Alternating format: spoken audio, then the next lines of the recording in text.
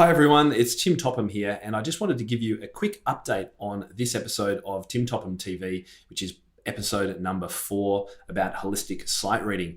Now, unfortunately, Colin, who was originally my guest on this show, is no longer running his sight reading academy.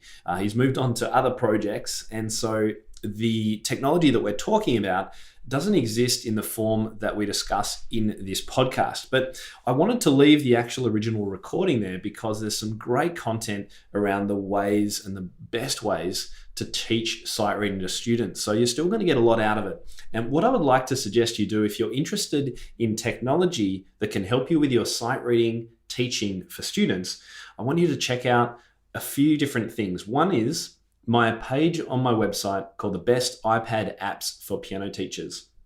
On that page, I've got links to a number of the apps that I recommend for teachers in a number of different areas: rhythm and backing tracks, pop music, chords, all that kind of stuff. But there's 2 that will help you with sight reading that I want to mention now. One is called Sight Reading Factory. This app basically creates new music on the fly every time you hit more music. So it hasn't got a repository of sight reading pieces. The technology actually creates them, and you can set time signatures, keys, lengths, and level of difficulty, and it will create a new piece every time you press go. The second app I want you to consider is called Read Ahead.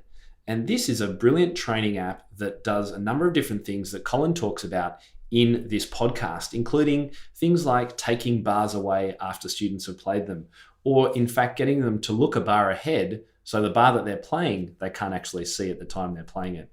Some fantastic ideas are out there, and there's more and more technology coming all the time. So keep in touch with my page about iPad apps for piano teachers. You can search for it on the blog, or just head to the blog menu where you'll find a link.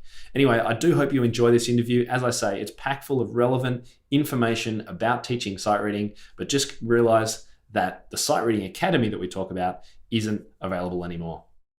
Hi everyone, and welcome to Tim Topham TV episode 4. I'm super excited about this episode. I've got Colin Thompson all the way from California. We're about to have a chat with him, and it's all about sight reading today. Now, before you groan and switch off, another boring sight reading thing, you've got to see what Colin has been working on for the last few months, I think, probably more in fact. And we're actually going to talk about some teaching tools which Colin has developed, which are, in my opinion, revolutionary. And I don't use that term flippantly. He's been doing some amazing things, and I'm sure you'll get heaps out of this episode. And we've also got some special offers towards the end for the work that he's doing. Now, just before we get started too, I did want to thank the people that have left reviews on iTunes. It's been going really well. And it's so good to read those reviews. It does take quite a bit of time to put each episode together, so I appreciate each time people are able to spend the time doing that. So thank you very much to all the reviewers. And if you're interested in leaving a review, there are instructions on the website under the podcast menu. So, Colin, without further ado, welcome to the show. Thanks so much, Tim. I'm excited. To be on this. It's really good. We probably sort of met online maybe a year ago, and Colin's been working tirelessly on sight reading products for teachers. So before we get into exactly what we're talking about today, Colin, do you want to just give everyone a little bit of a welcome to you and a bit about your background? Yeah, absolutely. Let's see. I am a piano player, teacher, composer for media. Music for media, which is why I live out in Los Angeles, California. Let's see. I graduated from the Wheaton College Conservatory of Music in Chicago. Graduated there with a degree in music composition in 2013. So that was only a couple of years ago. Got married to a beautiful woman, moved to Los Angeles shortly thereafter to pursue film composition and music education. That was about a year and a half ago now. Been teaching private piano lessons out here. And I would say that as I got more and more into teaching piano and music in general, that's when I started to get more and more interested in what the internet could offer as far as, supplemental services to traditional piano lessons. And I feel like it's a very powerful tool for a lot of applications that just haven't been explored at all yet. So yeah, absolutely. And most people who are readers and followers of my blog know that that's definitely something close to my heart, which is, I think, why I'm so excited about what you're doing. And look, when we talk about sight reading, a lot of people will have read previous posts about it that I've made. I'm a big believer in it, and it's almost a skill I put above a whole lot of other things in my studio, because I believe if students can sight read, then their whole piano experience becomes easier. In my opinion, they're more likely to keep on playing after lessons finish. There's just a whole raft of benefits to being able to sight read quickly and easily. And I guess I was obviously taught well and taught some tricks, and I've practiced it a lot. So I'm reasonably competent at it. But it's not always easy to pass that skill onto students. So that's why it's really, really interesting to hear someone doing something more than just putting out another book of sight reading exercises, because I think the other thing about it is that we've all come through some kind of piano lessons, and I imagine that many of us are in the category of our teacher just saying, "Look, you got to do it for your exam or whatever it is, and you just got to do more of it." You know, that's kind of the mantra. If you're going to get better at sight reading, just sight read more. But that has to be about the least effective method that I've found in my studio anyway. So I'm really interested to find out what specifically brought you to focus on the sight reading aspect of things. Yeah, absolutely. I have a good sight reading story that kind of got me started down that path. When I was actually going in for my audition at the conservatory that I went to school at in 2008, I guess is when I would have been doing that. Mm-hmm. I was definitely concerned about the sight reading portion. I knew that I had to play a couple of pieces, and I knew that sight reading was going to be on the docket. Leading up to that, I didn't really work on it that much, because it's just kind of a mindset, I feel like, that I and a lot of people had at the time of, well, it's sight reading, Yeah. sight reading, preparing sight reading it's not compatible. It doesn't work. That's the whole idea of sight reading, is that you can't prepare for it. So I really didn't that much. I put all of my effort into what I felt were, my sure bets, my pieces that I'd been working on for months leading up to it. And got through them pretty decently in the audition. And one of the professors gave me a piece of music to read. I put it up there, and I got about halfway through, I think, the second line. And I felt like it was going all right. Sounded a little interesting, but I thought it was going all right. And one of the professors stopped me and said, "Colin, hold on just 1 second. You want to take a real quick look at the key signature and just jump back there and try again?" And I think it was like A flat, 4 flats, or something like that. And I was reading it in C, and that was it left its mark on me, just a little bit. Yeah, that kind of experience would absolutely. A lot of students would have had a similar experience when it comes to, like, we're all very big on exams here in Australia, and one part of the exam, that the tiny little bit at the end, is have a go at this sight reading, and Yep. it's terrifying for so many people. It is. It's the one that people just do get absolutely terrified about, and I feel like I'm not alone in being the one who, being the most terrified, still prepared the least for it, which is interesting. Yeah, I don't understand. Yeah. But, yeah. So look, you've been, exploring and working on sight reading, and you've obviously put a lot of thought into it, and you've thought about what actually helps people sight read better. And this is what I think is so important about the kind of videos and technical things that you're putting out. But you've also, I know you've got a number of tools that we can use straight away that you can recommend to teachers to talk about. And I think you might have them on a sheet that we're going to put on the show notes too, aren't we? yes. So can you talk about some of them? Because I know there's some things in there that teachers won't have even ever thought about or heard about. And I think this is really important. So yeah, do you want to talk to some of those things that teachers can do right now, and that your software will help with, but so they can get a bit of a background on it? Yeah, for sure. You want to just kind of run through the 9 things that I consider the best? Yeah. So Colin's got like a 9 kind of step plan, and we've got a checklist of these. So we'll put them in the show notes. And the first one you say is systematic eye patterns.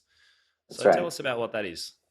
Absolutely. So it's interesting to note how few pianists have really, really thought about the path, or musicians in general. This goes for musicians in general. I've really thought about the path that their eyes take when they're reading music in general, but especially when they're sight reading.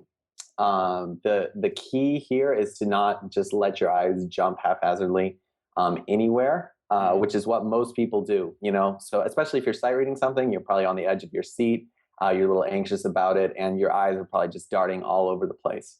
Yep. But one way that you can actually really improve the effectiveness of your reading is to read from the bottom to the top of every beat inside of every measure, starting out like that. So it's kind of a pattern like this, if you can see it on the screen, where you're just reading from the bottom to the top, like that, very quickly on each beat. And then you get to the point where you can do that with 2 beats or, a full measure or whatever. But part of the reason that I recommend bottom to top is because it starts out, of course, with usually the most important aspects of the harmony, so that hopefully you can grasp the harmony a bit, fill in the blanks if you really need to. But beyond that, if you're not to that level in your playing, it's a huge step forward to have that systematic pattern, because the muscles in your eyes get more and more used to that pattern as they do it over and over again, and it just becomes an effective order for the notes to get to your brain. Because if we think about it, right, the notes have to go from the page through your eyes, through your brain, and then out your fingers, right?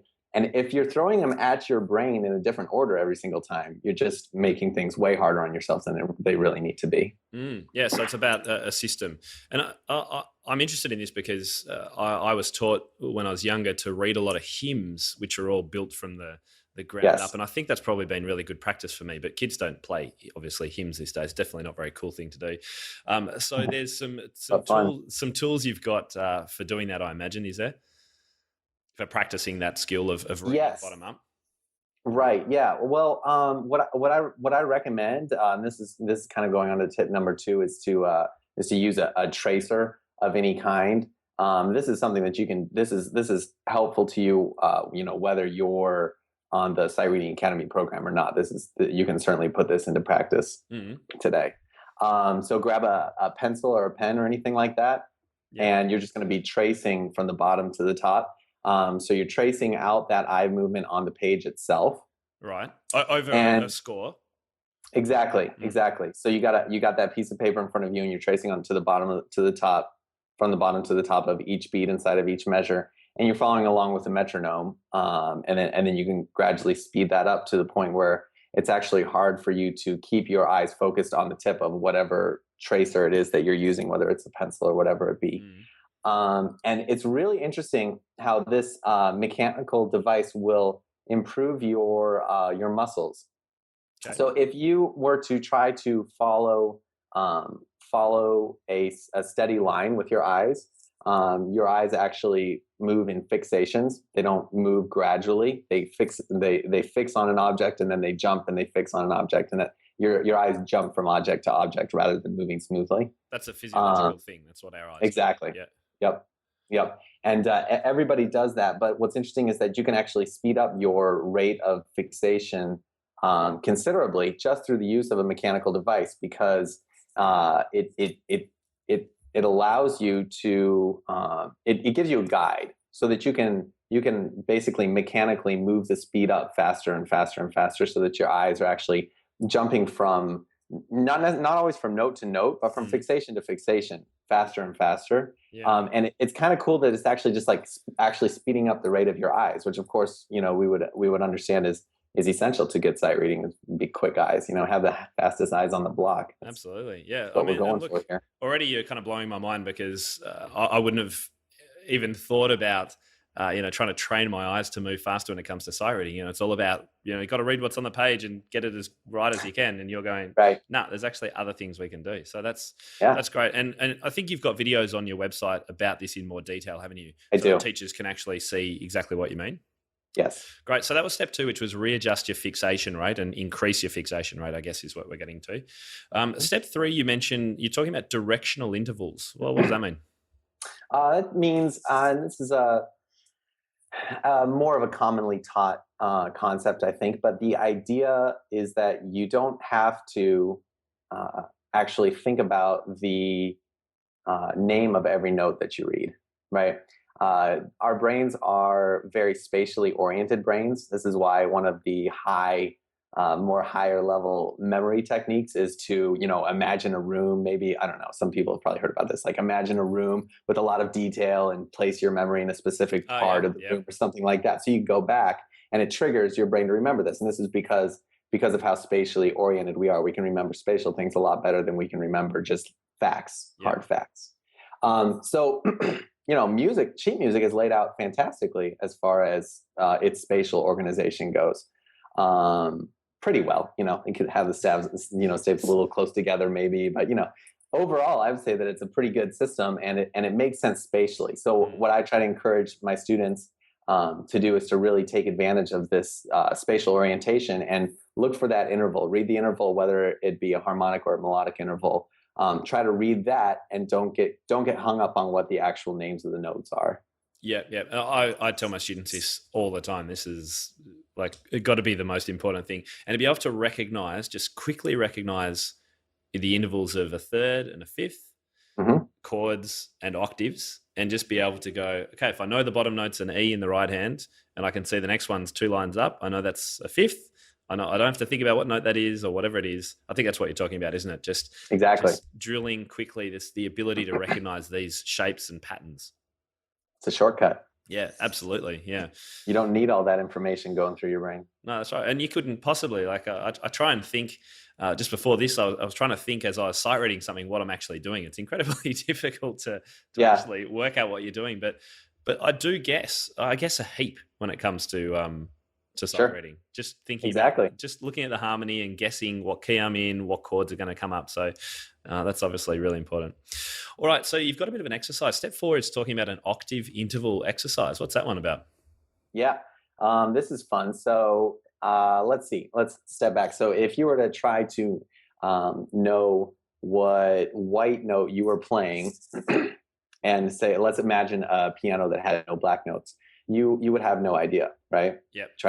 I mean, you could count from the bottom if you wanted to, but you would have no idea. Yeah. So the way that we orient ourselves on the white keys, and thereby all of the rest of the keys as well, is through the black keys.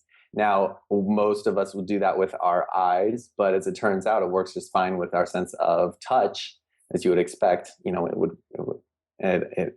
works fine that way. In a way that I practice that with my students is we'll just take one finger, finger 3 in one hand, and without looking down at your hand, you can close your eyes, whatever you want to do. Just play, start maybe with an E, and then move up a note to an F, back to the E, move up a note to the G, and you're jumping. And so you're playing all of these notes with the same finger. Mm-hmm. So your hand is jumping from note to note rather than, just trying to play them with normal pianistic fingering. Yep. All the way out to an octave, to the point where you are either guessing or, better yet, you're feeling the black notes and orienting yourself quickly with that, because you actually can. And this is something that actually it comes to people pretty quickly. They don't realize. I think a lot of people don't realize how easy it is actually for them to know where they are on the keyboard, as long as they're conscious of what the black notes feel like. So this is one that I'll throw another octave in there too. So you get up to the point where you're jumping 2 octaves. And you can do it. When you start out, it takes a little bit of time. You kind of have to really feel your way around, and then you start to be able to feel where you are using the black keys very quickly. And of course, this makes it so that when you don't have to be looking down at your hands, that's obviously going to be a huge benefit to your sight reading, because it allows you to just gulp in as much information as you can without being interrupted by looking somewhere else while you're reading. Absolutely. It's undoubtedly, I think all the teachers listening to this are going to be going, oh, it's the hardest thing to stop kids doing is look down. And my teacher used to put a tea towel over my fingers to force me to keep my eyes up. I put really? Old books in front of I do that all the time. Yeah, it takes a lot of training, doesn't it? And a lot of self-discipline for a student to practice not looking at their hands if they're really used to it. When you do that exercise, do they have their eyes shut, or have they got a peripheral view of the keyboard if they're looking ahead, sort of thing? I'll do both. More of a realistic situation would be that, peripheral vision being involved. But if I, especially starting off, I'll have them close their eyes because I want them to get used to just only relying, don't glance down at all, just close their eyes. And, moving on, it's all right to have a little peripheral vision involved, but I like to isolate feel Yeah. at first when we start working on this. And the goal isn't necessarily, by the time you're getting to a seventh or sixth, like bigger intervals, it's not necessarily to jump and hit the note, or Right. is it to kind of go up and just feel the black, where you are in the black notes, and then get the right note? I'm not confused Right. as to which way to go. You're breaking up just a little bit, but yeah. So it's not so much the jump; it's more like make an educated guess, and when you get where you think you are, then make sure that you're feeling the keys before you commit to the white key that you're actually going to be playing. Okay, cool. And I'm sure you've got a video about that one as well. Yep. Yeah, Yep. fantastic. Okay, so look, I reckon that's a great exercise that any teacher can use tomorrow in their lesson and try it at home themselves. Just trying to make sure that they can get that interval jump themselves, and their teachers are doing, their students are doing the same thing. Good one. I like it. Absolutely. All right. Step 5, you mentioned another tip is to isolate speed. So what do you mean there?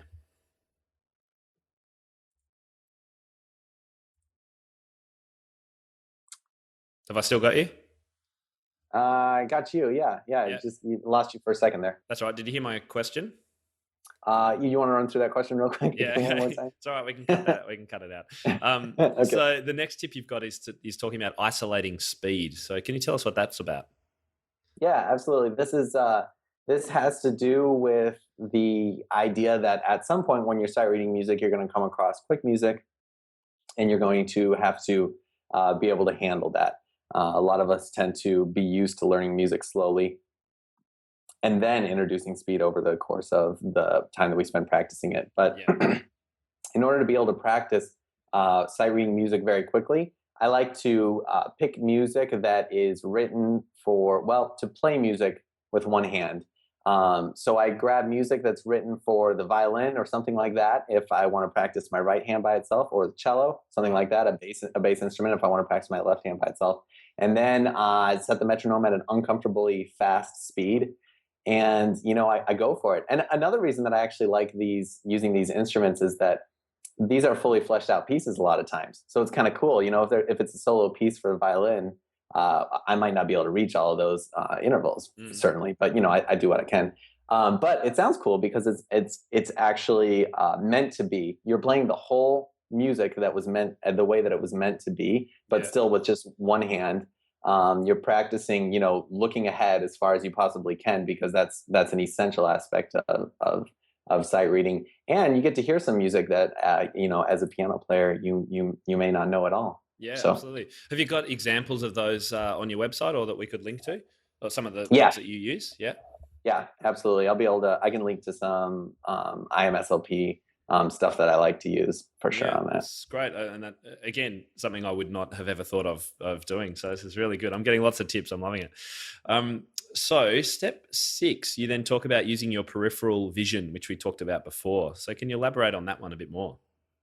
Yeah, it's interesting. I borrowed a couple of these tips from speed readers, people who have put a lot of work into learning how to read, 2, 3, 10, 100 times faster than the average person. It's shocking what some of these people can do. But this is one of them. Apparently, and I found this to be the case, without training, most people use approximately half of the peripheral vision that is available to them. And you think about this, we get all basically focused in on what we're focusing on. Yeah. Actually, what the word focus means. So we get all focused on just this one focal point, and we're wasting a lot of the ability that's built into our eyes to be able to recognize what's going on in our peripheral vision beyond what we're actually focusing on. So what I like to do for this is just have a student just glance at a measure. Sometimes I'll actually even highlight one of the notes in the measure red, so I can tell them just look at this note for an instant, and then look away and try to play the measure. Okay, without looking consciously at the other notes around it. Exactly. It's one of those things where you need a little self-discipline to avoid actually looking at everything, but it's a fun exercise to do with yourself too, because it shows you how much musical information you can pick up with just looking at one place for one instant and then looking away, you know, maybe not more than a measure or so, maybe not a full measure, Yeah. depending on what it is. But it does demonstrate how much of that information you can pick up, and you can kind of put this into context when you're reading, and you're hopefully able to kind of plow ahead with your eyes as far as you can, just picking up a lot of information through, fewer fixations. Going back to the whole fixation idea, we speed up fixations, but then we also take out the number of fixations we really, really need when we use our peripheral vision like this. One of the tricks that speed readers of books and stuff, word speed readers do, is their eyes don't jump to the beginning of each line.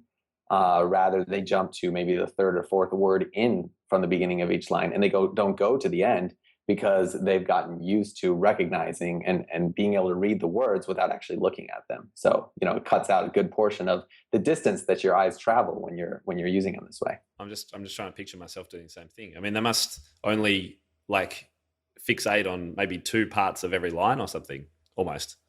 Yeah, depending. It's one of those things that, right, exactly. And it's one of those things that I've practiced myself with it, as far as just reading, trying to speed up my reading. And both of those things, speeding up the rate of fixation and the peripheral vision thing, they make a huge difference if you really want to speed up your reading. So there's a little tip for your listeners too, if they want to, be speed readers. And if you've got the time to work on all these things, of course. That's right. If you just want to experiment, you just get your feet wet in a bunch of things like me. Yeah. No, I can see. I mean, it makes absolute sense that being able to actually just look at one note and then grasp the idea of the notes around it.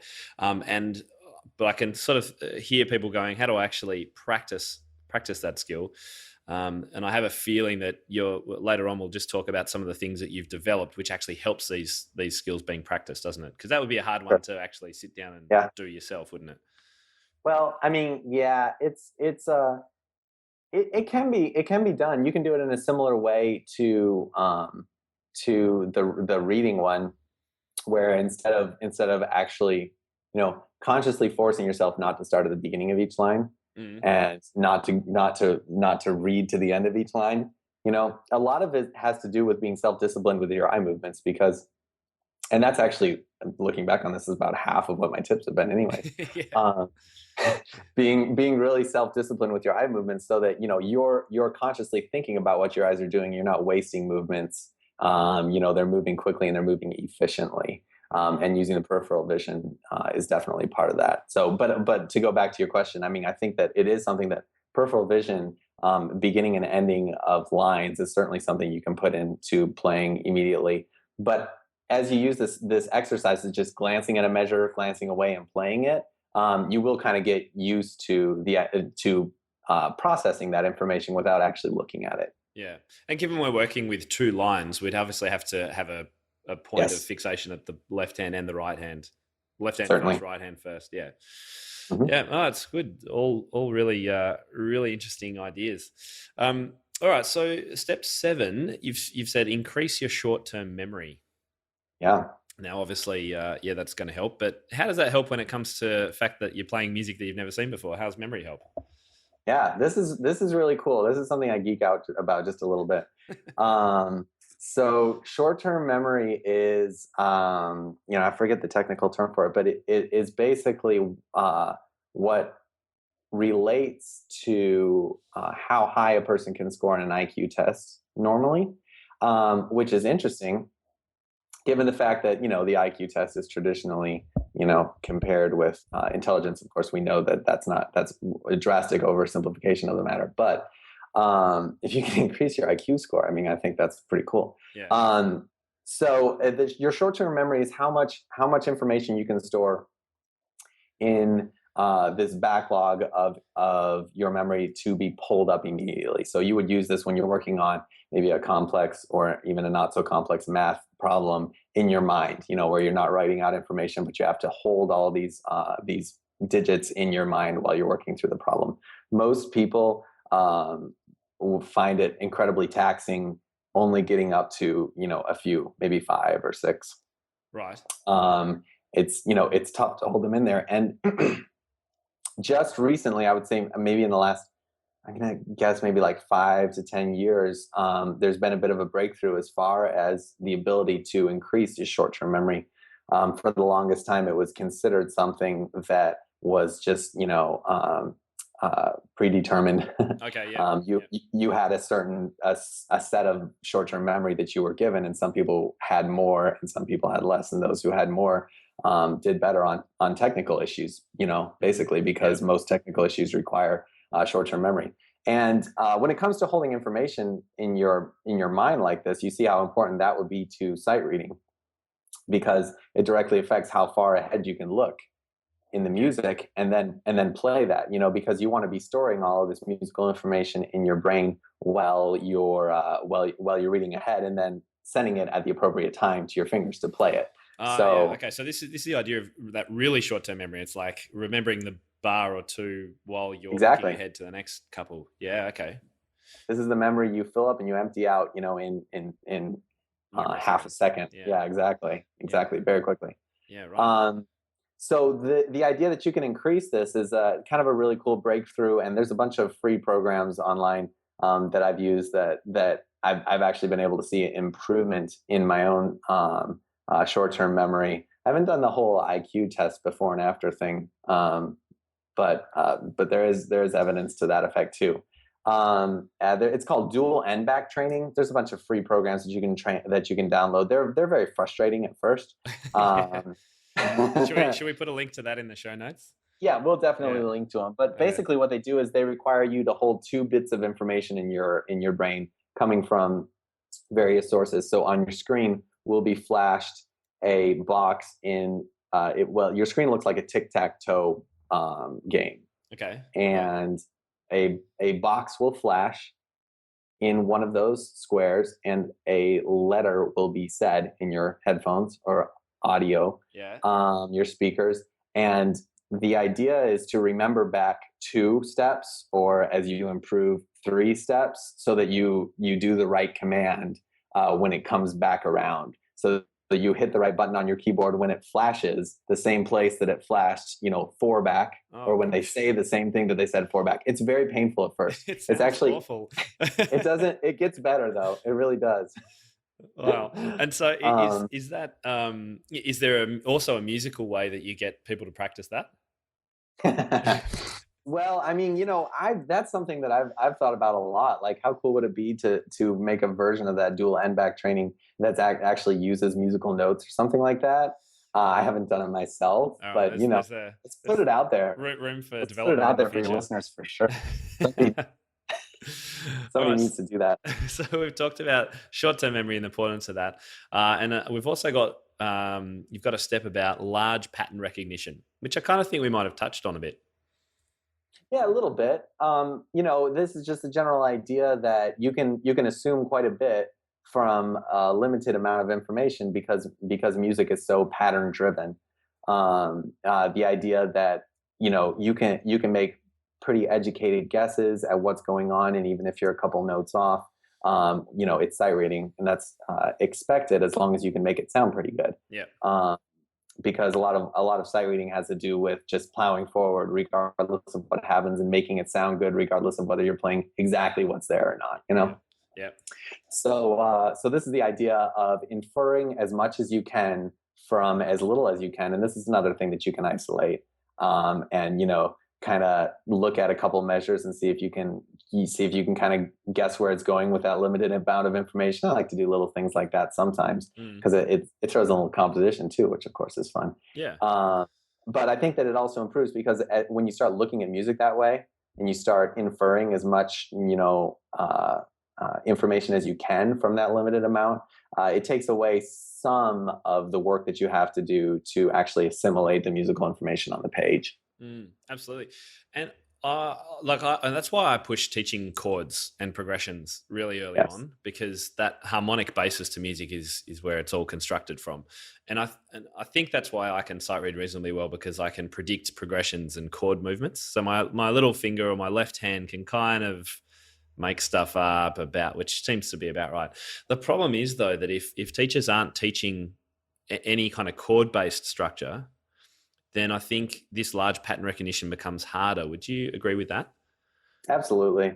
Yeah, no doubt. It's one of those things where, as a musician, you really have to be a holistic musician. You can't, even if you're a performer, you can't throw the theory out the window. And when it comes to sight reading, it's incredibly important to try to get in the mind of the composer as much as you can when you're reading, because that's going to help with this large pattern recognition. That's going to help you understand and infer a lot, Mm. about what's going on in the music. So I absolutely agree with you there, Tim.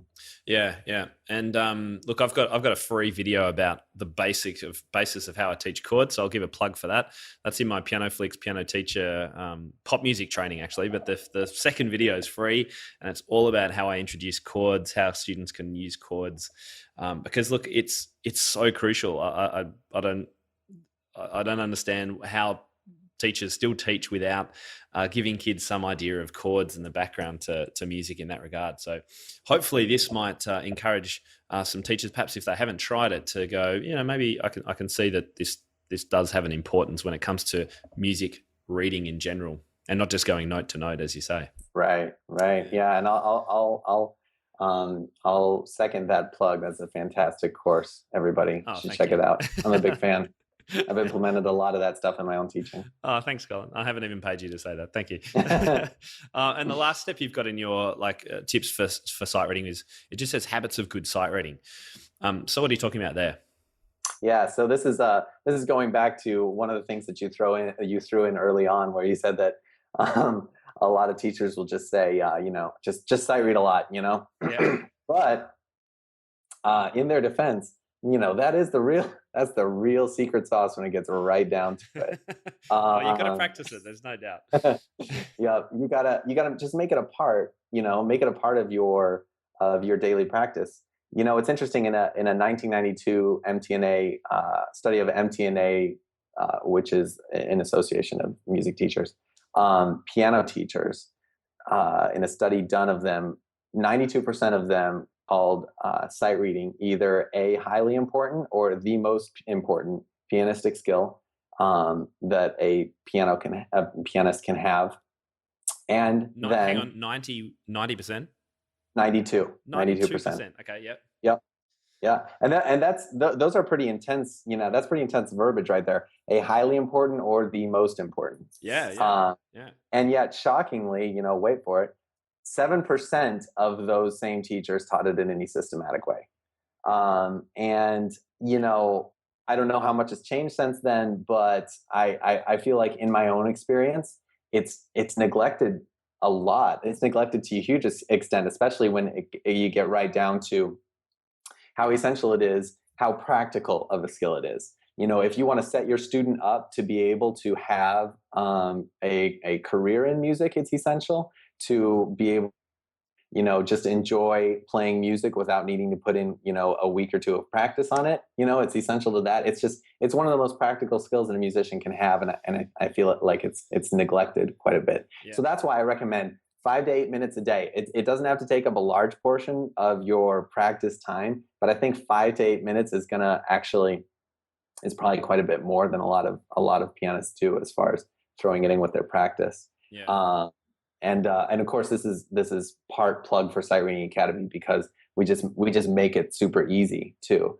You can do it on your own, and I did that for a little while, but it's a pain, because that 5 to 8 minutes turns into 30 minutes of tracking down the right music. Even with a fantastic resource like imslp.org, you're still flipping through a bunch of different pieces trying to find one that's an appropriate level for you. And you're just wasting a lot of time. Probably that's literally going to be triple the amount of time if you do try to track it all down on your own, which of course you can do if you're that motivated. But Sight Reading Academy, you just kind of go to the website, click a button, and you got a day waiting for you, basically about 5 to 8 minutes of sight reading waiting for you right there. So that was a brilliant segue to Sight Reading Academy. So Sight Reading Academy is Colin's new resource online for piano teachers. Now, is it for teachers or students, or both? It's both. As a student, I highly encourage you to take the initiative and sign yourself up. I had a lot of students who, this is a great option for you if you are maybe going to be auditioning for college soon, and would have, helped me out quite a bit. Or, any standardized testing program. A lot of times that's actually what gives the little push behind to say, I really do need to work on my sight reading some. So sign up. You can get an individual account, or as a teacher, you can get a teacher account where you just invite your students through the account. And then, of course, you're going to get a discounted rate for multiple students. And then you can also track their progress. So you can go in on the site and you can see and make sure that they're kind of keeping it steady throughout the week. They're not just doing like one day or something. Fair enough. All right. So you've given away all your tips already. Why, or how's that going to connect to this Sight Reading Academy? Why would I, as a teacher, check it out? Yeah, well, so I think that the reason that the amount of teachers who teach sight reading is so low is because of that barrier to entry when it comes to practicing at home. If you think about the percentage of your students that really do the amount of practice that you want them to do, and then you think about the percentage of your students who would be willing to go that extra mile and track down all the music so that they could effectively practice sight reading at home, I think we can all agree it's going to be a very low number, maybe even lower than that 7% of teachers who teach. Yeah, agree. And parents who don't really want to, you don't want to buy a sight reading book that's going to last a few weeks, do you? I feel like a sight reading book is a waste of money.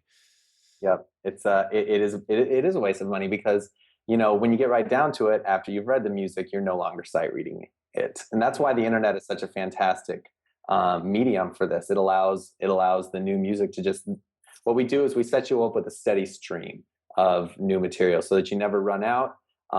You're just on the system, and you just get a new day's worth of sight reading material every time that you go to the site. It's available there for you. And then whenever you feel like you're ready to move up to the next level in sight reading, it's just a quick, simple level up process involved as well. So that's it. That plus we do have some multimedia exercises that are really cool as well to help students read ahead. I don't know. You want me to kind of describe them? Absolutely, them? Because I think these are.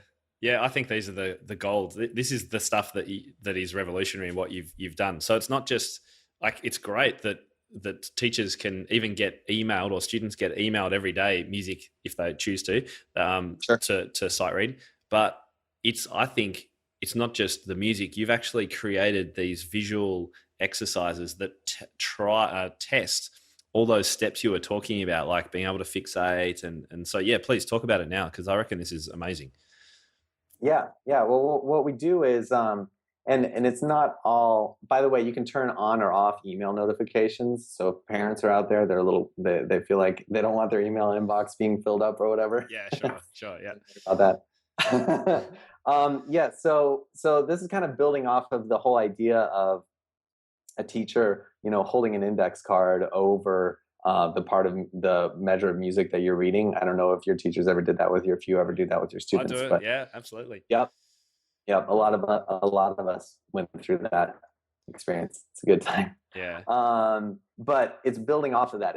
It's using technology to manipulate the music in ways similar to that, where we have a few different exercises. One of them just kind of blocks out the measure that you're playing while you're playing it. So these are video exercises. You just press play on a video and you hear this metronome ticking in the background, and you have 2 measures worth of counting, and then you start playing. But when you start playing, that first measure is covered up so that you actually can't see it. You can just see the rest of the music. So what I found is that students get comfortable looking at the music, at the notes that they're playing, not because they have to, but because it's a little comforting to them to be staring down those notes. But they know the notes already. They're really wasting their eye movements if they're staring down the notes while they're playing them. And that's kind of what we naturally graduate towards doing without training. So there's that one exercise where we cover up that portion of the music. There's another exercise where we just show you one measure at a time. So the full screen is filled up with one measure, but it's not the measure that you are reading. It's the measure that you will be reading, right? So you got one measure to focus on, and it's the measure that's coming but throughout that whole process, you're playing the measure that you just saw. Yeah. Does that make sense? Yep. Yep. Yep. So that's working out that whole concept of short-term memory, right? Because you got to keep that measure, in your memory, and then, you know, forge ahead with your eyes and comprehend the music, but keep that measure in your memory so that you can, you know, you can play it correctly or close to correctly. This is also a really tricky exercise. I'll be the first to admit that. No, I found it really difficult when I've been using it as well. It's really hard. Yeah. But it's one of those things where I do like to some extent how tricky it makes it, because it forces you to make some stuff up too. That's true. You know, just make it happen one way or another. Play some stuff in the key that sounds good. Yeah. And it's shocking how many of the best sight readers, you know, in a pinch, that's what they're doing. You know, Yeah. they're fooling you. Yeah. I'm a great one for making stuff up. It's a very bad habit in some ways. In some ways, it can be. You want the ability to read as much as you can, but you want the ability to get yourself out of those tight situations. Yeah. And a lot of times that comes right down to just, you know, making some stuff up. So the way that a lot of times it works on this exercise, which we call quick mem for, you know, quick memorization. You know, you get to the point where as you're doing it, you're pretty good at knowing what the first beat is, and then you get foggy as we get into the extra beats in that measure. So like you get like the first beat of every measure correct, and then the rest you kind of fall apart a little bit, and then you get the first beat of the next measure correct. But as you do it, you know, maybe you get it to two beats. You know, the first two beats are good, and then you're kind of falling apart. But I really think that it's still fantastic sight reading exercise, even because of this, even though it is certainly tricky. And then we have one more that's called foresight reader. This one grays out the whole page so that you can see it. You can use your peripheral vision to be able to see the full page, but there's a lit up portion of the screen that again is ahead of where you're reading. Okay. So you get that 2 measure count in, and then that lit up like box on the screen follows. It doesn't follow, it goes ahead of where you're reading, so that you can still use your peripheral vision. This is the closest one to a real sight reading environment, but it's designed to sort of gently guide your eyes to where they should be looking, so that as you're playing, you're continually reminded, oh yes, my eyes should be traveling that measure or two ahead, rather than falling back where they keep wanting to be going back to. Yeah, I found that one a tough one as well, actually, because I kept wanting to look, because you can see the notes through the grey. I kept wanting to look through them, but yes, it's great. Look, I'll only ever sort of recommend products that I've been using that I'm a huge fan of, and I reckon this is absolute gold. So it's just to remind teachers, once their student has signed up, we'll talk about how that actually works in a second. Each day, 5 days in a week, is that right? It's actually as many days you want, 7 days. Yeah. Okay. So they get either an email if they choose to, or they can just log into the website, and there's their days laid out, their day sight reading, and it'll have some of these exercises that are video kind of programmed in to hide bits and whatever else. And then it finishes with a couple of just clean, normal sight readings, I think. Is that right? Yep, that's exactly correct. Yeah. And they tick it off, they're done, and then their sight reading's kind of finished. And I assume teachers can use this in a lesson as well. Oh, certainly, of course, and it's a great idea to if you're starting a student on it, you know, definitely do it in the lesson a couple times so that you can show them how you want them to be practicing at home. I think that's important. And the other thing about this is that, of course, this is an entirely supplemental service. We're in no way trying to, you know, be a learn how to play piano service online. I think that a lot of times that becomes the focus of online music education stuff too much, you know. It's like, oh, you know, music education, we can actually just, you know, learn piano for $5. Yeah, absolutely. You know, and you're done. And I think that what is going to happen more and more is that we're going to come to realize how essential, and of course you understand this, how essential private lessons really are, but how powerful the internet is as a supplemental service. You know, I like to have people think about Sight Reading Academy as a method book, basically the same as any method book that you or your students would be using, but a method book that takes advantage of modern technology for the multimedia video exercises and also for this constant flow, this constant stream of new sight reading materials to your students. Yeah. No, great kind of summary of how it's all going to work. I can imagine some teachers may be saying, "Oh, look, my students are pretty good. They sight read pretty well. Am I going to get much use out of this?" What would you say? Well, I think that a lot of teachers do teach sight reading in lessons, not as many as should be teaching sight reading lessons. But I certainly know that there are plenty of fantastic teachers out there who are teaching it well. But I would question not how you're teaching it in lessons, but rather, how are your students practicing at home? Right. Because you can give them all of the technique and you can give them all of the correct ways to be sight reading and get the most out of their sight reading, but they have to be able to put it into practice. They're able to practice their pieces, right, and their scales and their exercises 7 days a week or however much. But are they able to practice sight reading in that way? And that's kind of where we want to step in and be that method book that gets students all of that music, so that they can just, we don't practice reading a chapter out of a book 1,000 times in a week so that then we can read it for our friends. We're reading new books all the time, right? We're reading new words all the time. I kind of want to start a revolution here. I want to make. Let's do it. That's right. Let's do it. I want to make sight reading. I want to make sight reading sight reading music as natural as reading a book is to people. Because it's just something that you do every single day. Of course, there's a place for working on those pieces that are going to stretch you and that you have to work very hard on. But I think that it's essential to be reading new music, every single day. And I'm excited to see what can happen when students kind of grow up on a system like this, where they really have been reading new music every day for years. What kind of sight readers is that going to churn out? I'm very excited by that prospect. Yeah, agreed. And look, I think we can't help but fail to mention that it's going to be fun more interesting anyway for most students who enjoy using technology, and who are going to really enjoy not just here's a piece of music, sight read it, but here's some interactive, effectively, videos to sight read and help you get better.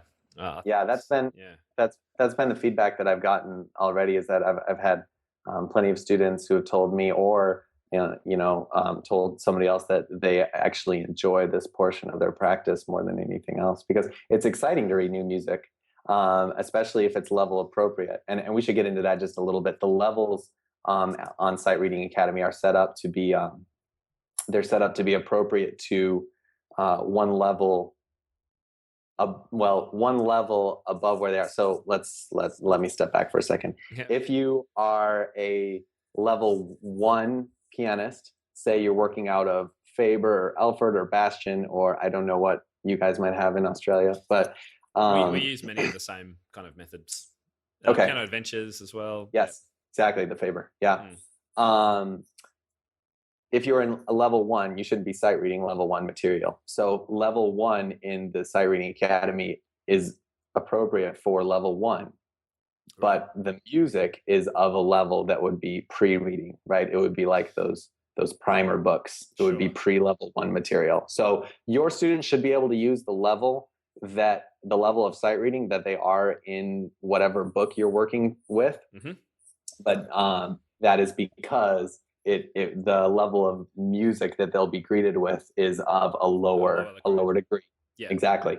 So it makes it fun for them too, because it's something that they can do. They can handle it. They can sight read this stuff. And so they get to experience all this new music all the time. It's a good time. That idea of making sure that it's at the right technical level is so important, because it's just easy for students to get completely devastated, isn't it? When it's always too hard. It's frustrating. Yeah, it's really frustrating. So that's a good point. And for teachers in Australia and the UK, might be good for us to talk off camera about how that might link to the grade levels that students do exams at here, because that's kind of how it's based. Once a lot of teachers in Australia, I think, may only go up a few levels in a primer book, a method book, before they move to our exam system. So we might put a note in the show notes about how that might correlate to the Australian system. Yeah. Yeah, That'll we be can good. certainly put that together. Yeah, cool. And I was just thinking one other thing. When I register as a teacher and I invite my students to join, will I then be able to track their progress or see what they're doing?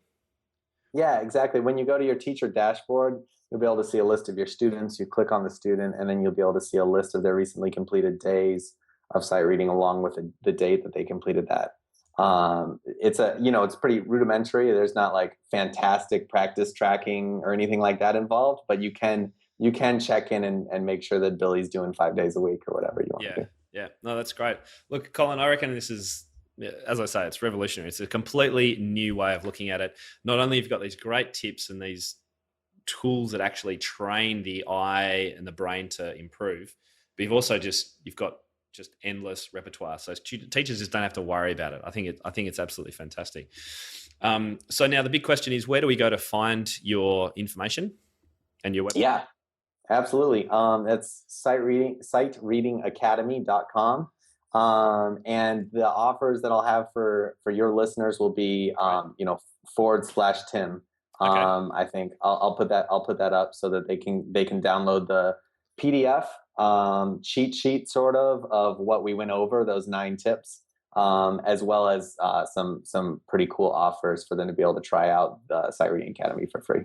Good. And so can you give us an indication? Do you know yet exactly what kind of cost it will be for students or teachers? Yeah, absolutely. It's at full price, which of course, your listeners will be able to try it out for free. And during the week of launch, there will be a lot of discounts and everything. Sure. But full price is going to be $8.95 a month, or you can sign up for a semester, which from whatever point that you start is going to be 4 months long. Okay. So a 4-month semester is going to be $21. So obviously a fantastically better deal. Do that one instead. Absolute bargain. Yeah, right. Yeah. And that's per student? That is the individual account, yes. Yeah. So then is the teacher account kind of free and then the students pay for the monthly access under them, or how does that work? Right. Well, the way either you can have your students sign up in individual accounts and pay the full amount, okay. Or if you want to give your students a better deal than that, or perhaps you're in a studio and you see the value proposition here, and you see it as something that may even make lessons so much more fun as to drive up student retention, mm-hmm. and thereby increase your profits. Mm-hmm. Yeah. If you want to go that route, then you can purchase a teacher account with differing levels depending on how many students you have. Okay. Depending on how many students, especially as a studio, when you get up there, you can really drop the price down. Depending, if you get up to like 50 students, 100 students, whatever, obviously it's going to be going down a lot. But even if you only have 5, you'll be getting a better deal for sure than the individual accounts. And then of course you can either build it in, you can either build it into the price. Charge your parents on charge. Exactly. Yeah. Exactly. You can build it in like that. You can make it an optional thing. These are just some ideas for teachers. You can make it an optional thing where those certain students that feel the drive, that may benefit more than others from this, they can opt in for whatever additional fee, and then you just bill it through them, or you can just let them know about it so that they can sign up for an individual account. Any of those ways would work fine. Okay. Sounds great. And look, it sounds like a bargain at that whole semester price, but regardless, you're offering listeners free access for, is it a couple of weeks or a month, or how's that going to work? Yeah. Well, as an individual, for an individual account, you can grab 2 weeks for free on your own. If you're a teacher, you can actually sign up a student for a free month. Fantastic. And that's so you got full access. You can choose the level that the student's at, test it all out, use it in lessons. They can use it at home, all that kind of stuff. Yep. Sounds no reason not to. Sounds really good, Colin. Well, look, thank you very much for that offer. So all the details of that offer will be in the show notes. And for more information, you can go to timtopham.com/episode 4. This is, let me just check. Yeah, episode 4. And we'll have a link there through to the Sight Reading Academy landing page where you can get the coupon codes and all that kind of stuff. So, Colin, awesome. That is just So much to take in. I'm really looking forward to hearing what teachers think about this. Did you have anything just final to say to wrap up at all? I think we've covered most things pretty well. Man, we really got through all my talking points, I think. That's excellent. And look, it's been a long one, but it's been really, really good. I've learned a lot. We're going to have a lot of notes from it as well. So that link again, timtopham.com/episode 4. So thank you, Colin, very much. Great talking to you again. Thank you so much for having me, Tim. Yeah, no worries at all. No, it's good. And the next episode is going to be all about creativity at the piano with Bradley Sowash and Leela Viss. And that's in a couple of weeks' time. So until then, I look forward to speaking to you. And make sure you get online and leave some comments. I'm sure Colin will be more than happy to answer any